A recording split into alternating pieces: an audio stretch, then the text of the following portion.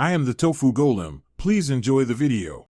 You begin by setting the camera and environment for a low frame rate effect.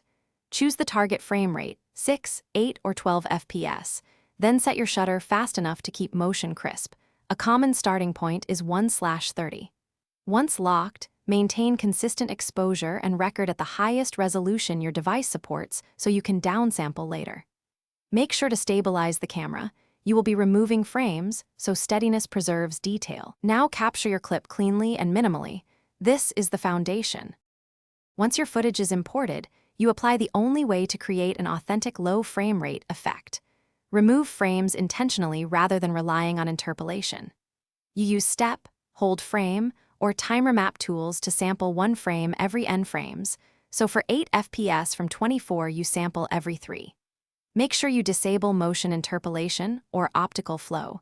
Those smooth the motion and ruin the aesthetic. Adjust audio if needed, either trim or resample, because audio will desynchronize otherwise. To finish, render the project at your chosen target FPS so players display the staccato motion correctly.